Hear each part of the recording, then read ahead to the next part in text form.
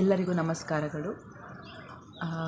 ಜನವರಿ ತಿಂಗಳ 2ನೇ ಪುಸ್ತಕ the magic of the lost temple, ಬರೆದಂಥವರು ಸುಧಾಮೂರ್ತಿ. ಇದೊಂದು ಮಕ್ಕಳ ಕಥೆಯಾಗಿರುತ್ತೆ.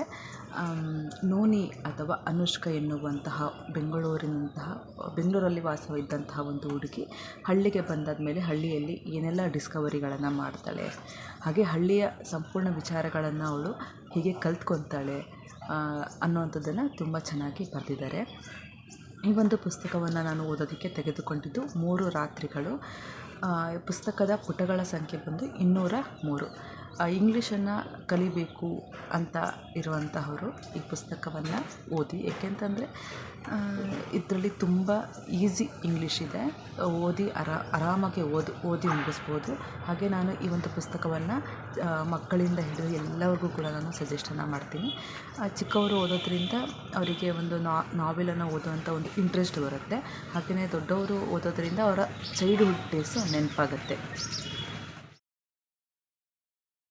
ಎಲ್ಲರಿಗೂ ನಮಸ್ಕಾರ. ಜನವರಿ ತಿಂಗಳ 2ನೇ ಪುಸ್ತಕ. ಇಂದಿನ ವಿಡಿಯೋದಲ್ಲಿ ನಾನು ಪರಿಚಯ ಮಾಡಿಕೊಡ್ತಾ ಇರುವಂಥ ಪುಸ್ತಕದ ಹೆಸರು the magic of the lost temple, ಸುಧಾಮೂರ್ತಿರವರ ಬರಹ. ಸುಮಾರು 20 ವರ್ಷಗಳ ಹಿಂದೆ ಕಳೆದು ಹೋದ ಚಿನ್ನದ ಬಳೆಯು ಆಕಸ್ಮಿಕವಾಗಿ ಮೊಮ್ಮಗಳ ಮೂಲಕ ಮತ್ತೆ ಸಿಗುತ್ತೆ. ಈ ಸಣ್ಣ ಆದರೆ ಅರ್ಥಪೂರ್ಣವಾದಂತಹ ಘಟನೆಯೇ ಈ ಕತೆಗೆ ಸ್ಫೂರ್ತಿ.